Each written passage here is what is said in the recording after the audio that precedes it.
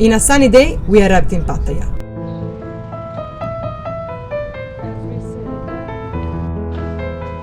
We checked in the cheapest and therefore filthiest room, and we are ready to see why this city is so famous.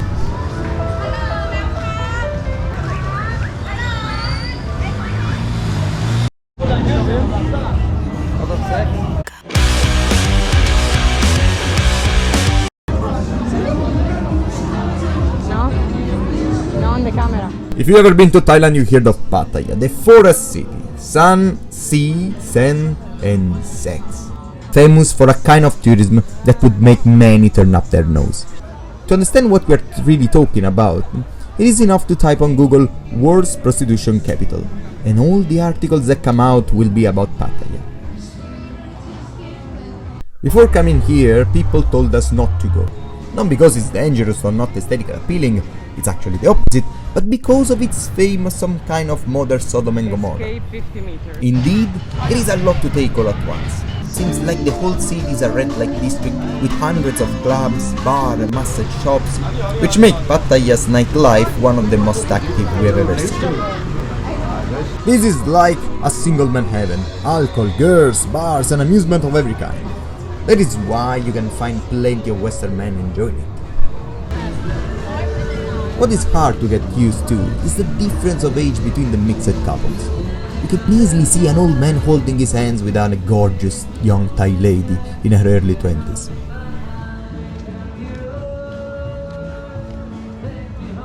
Maybe they really like each other, but it's hard to believe.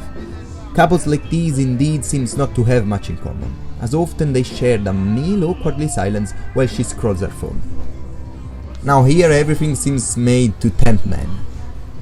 The myriad of bars are packed with young and attractive girls wearing provocative clothes.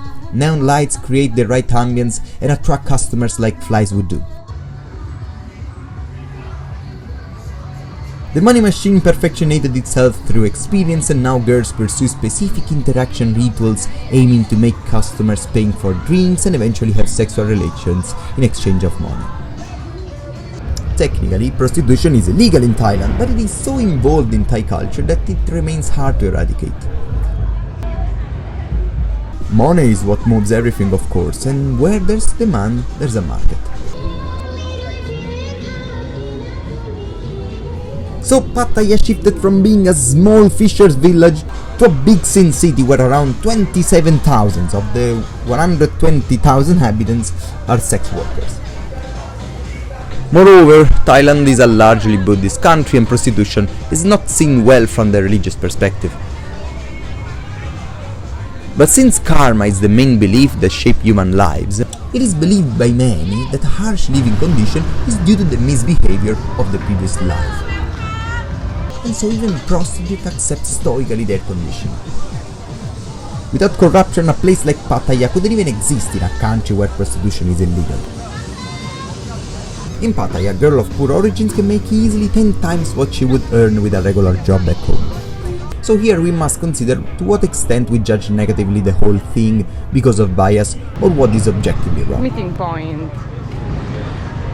And on the other side, what about the clients? Are all the customers dirty old farang, which means foreigners, that exploit young Thai girls without any ethics? Are all rich perverts happy to use their money to satisfy their sexual needs? Yes. Well, not necessarily. Many are regular people in developed countries. Many are mostly searching for a partner rather than just sex. There are a lot of bad people. Bad people are everywhere, and this is no exception. But we should always remember to not generalize. So overall, considering that sex is not perceived as a scandalous activity like in many countries, prostitution is morally tolerated, and there is no lack of money in this business, that many girls work as a freelancers, and in many cases they prefer this job to other because of the compensation difference, maybe we are wrong at judging negatively the vibes of Pattaya.